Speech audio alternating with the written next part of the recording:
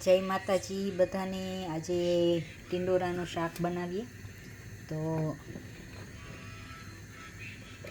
એની માટે તેલ લીધું છે, બધા મસાલા, હિંગ ને મીઠું। માટીના વાસણમાં 3 ચમચી તેલ મૂક્યું છે।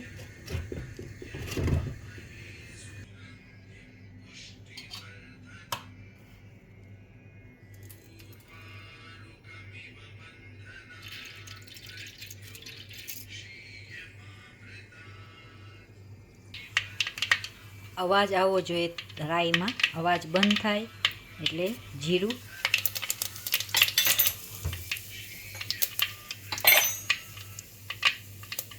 હિંગ,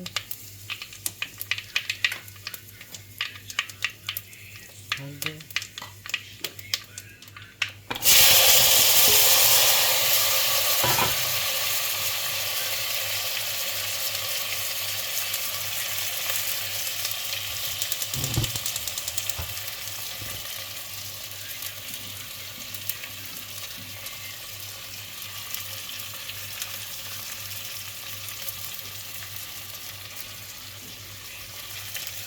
હવે આમાં પાણી નથી નાખવાનું, એને ઉપર આવી રીતના પાણી મૂકીને કરવાનું છે। તો વરાળથી બાફવા ચોળવવાનું છે। ગેસ ધીમો। હળદર નાખી છે પહેલાં, એટલે થોડી જ નાખવાની। ધાણા જીરું, મીઠું નાખી દીધું છે।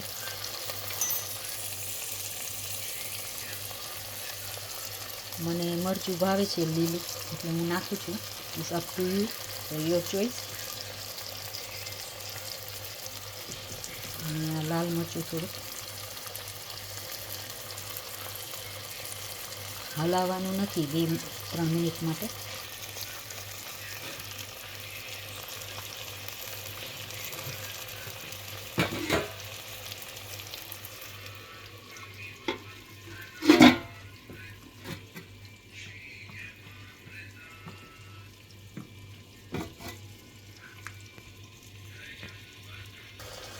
એ વઘાર કર્યા પછી 10 મિનિટ પછી એને હલાવવાનું છે।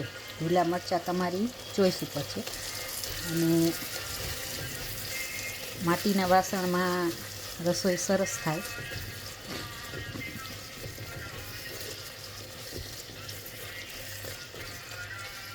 मैं हिंदी में इसीलिए बोल रही हूँ क्योंकि सबको समझ में आ जाए। तो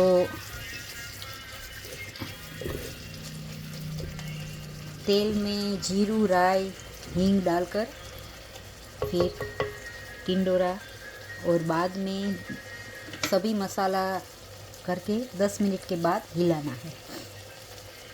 तो ये आपका तेल भी अलग हो जाएगा और बहुत अच्छा टेस्टी सब्जी बनेगी। और पानी नहीं डालना है, ऊपर से ये पानी रखना है। 10-15 मिनट में स्लो रखना है और 10-15 मिनट में सब्जी बन जाती है। ये देखो हमारी सब्जी बन गई है। શાક થઈ ગયું છે, જો તેલ છૂટું પડી જશે અને દેખાવમાં પણ સરસ લાગે છે। અને ગરમ ગરમ રોટલી સાથે ટિંડોરાના શાકમાં લસણ, કોથમીર મને કશું જ ભાવતું નથી, એટલે હું આવી જ રીતના સૂકા મસાલા, લીલું મરચું અને રાઈ જીરું, કોથમીર નાખવી હોય તો નાખી શકાય, પણ મને ગરમ રોટલી સાથે આ જ ભાવે છે। બધાની સ્ટાઈલ અલગ હોય, તમે પણ તમારી રીતના બનાવી શકો અને મારી સ્ટાઈલ પણ એક વખત કરી શકો। તો have a nice day. Thank you for watching. Thank you.